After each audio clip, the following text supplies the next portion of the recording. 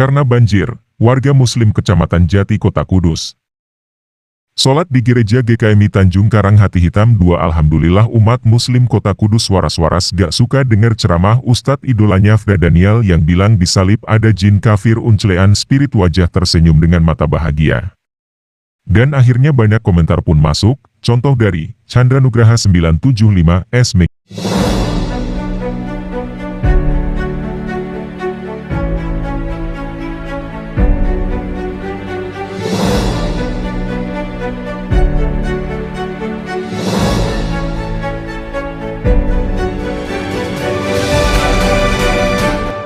Haleluya, haleluya, shalom alaikum bishim hamasyah, salam aki. Aku kabarkan Injil keselamatan. Bapak Ibu Kristi Tuhan, ketemu lagi dengan saya Evangelis Avraham Effendi Usman. Bagaimana kabar Bapak Ibu semua? Tentunya luar biasa. Nah saudaraku, pada kesempatan kali ini saya mengajak Bapak Ibu semua untuk mendengarkan berita di Detik News. Di situ ditulis korban banjir sholat di aula gereja.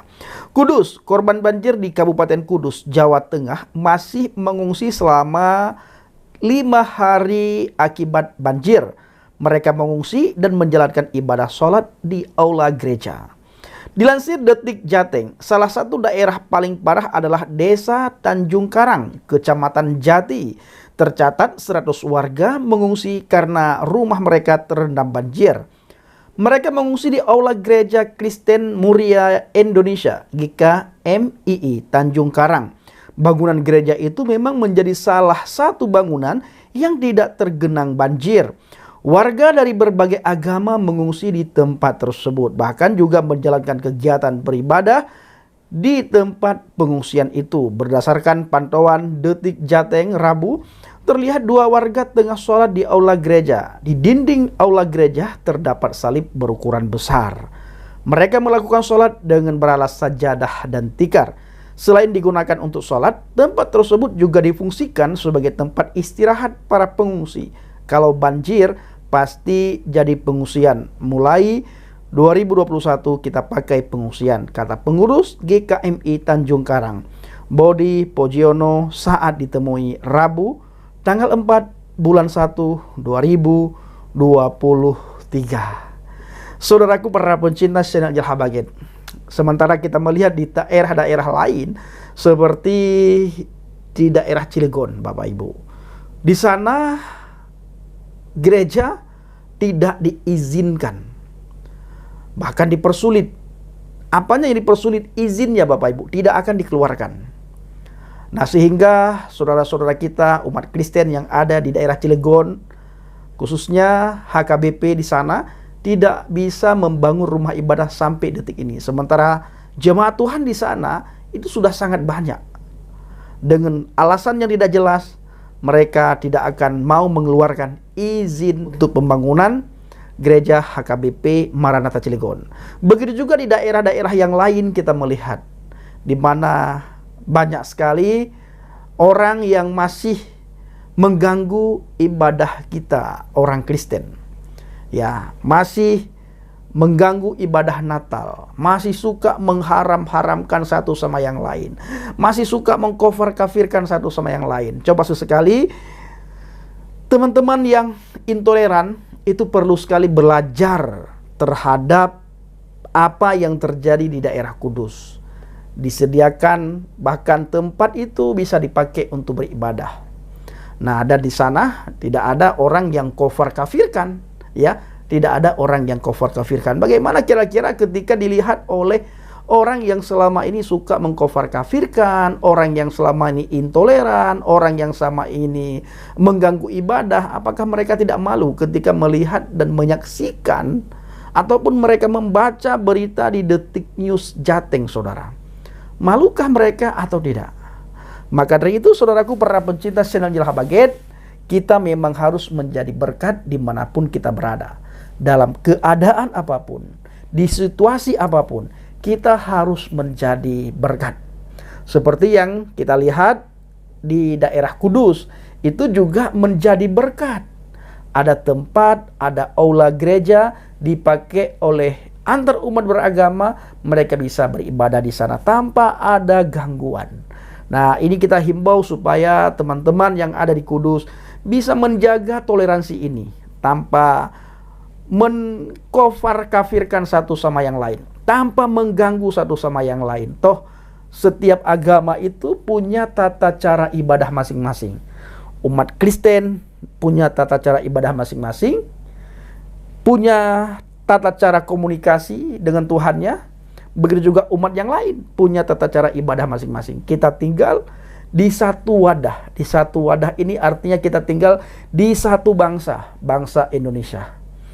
Tidak perlu kita menghina, mencemooh, menjelekkan, mencaci maki, dan hal-hal lain sebagainya yang bersifat negatif, yang berbau sara ataupun sifat intoleransi, Bapak Ibu. Kita harus menjunjung tinggi sifat toleransi.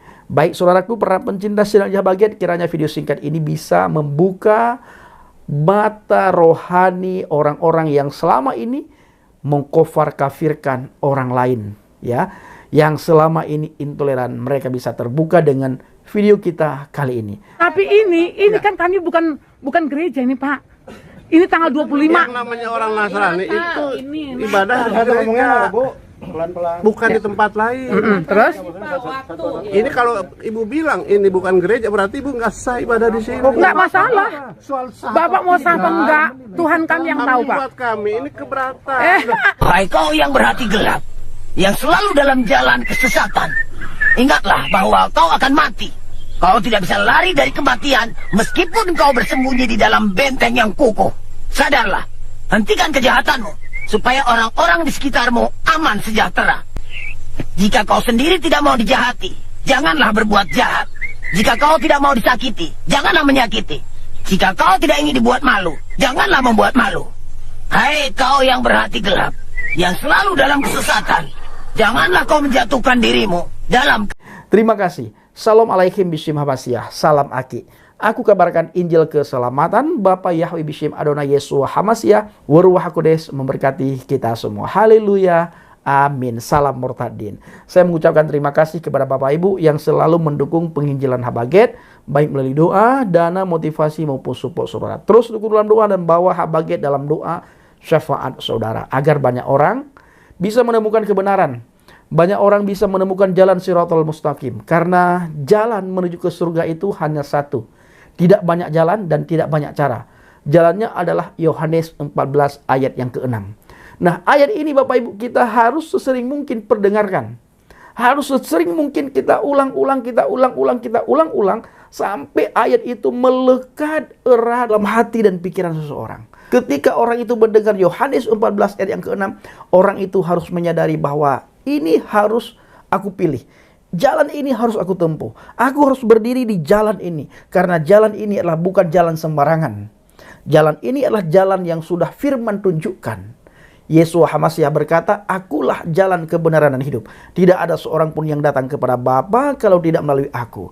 Saudaraku, kalau seseorang mau ke surga, tidak ada cara lain, tidak ada jalan lain. Tidak ada istilah mau cari jalan sendiri. Jalan yang menuju ke surga itulah jalan yang sudah Tuhan tunjukkan melalui firman-Nya, Yohanes 14 ayat yang ke-6. Siapa yang bertelinga, hendaklah mendengar. Nah, saudaraku, para pencinta sidang Baget, ini tugas kita semuanya. Memperdengarkan firman Tuhan kepada setiap orang, agar mereka bisa sampai ke surga. Kita melihat di sekitar kita, di sekeliling kita Bapak Ibu, banyak sekali mereka masih sampai detik ini. Mereka mencari jalan yang lurus. Kita yang sudah mendapatkan jalan yang lurus ini, jalan kebenaran ini, jalan kehidupan ini, jangan pelit untuk kita beritakan kepada mereka.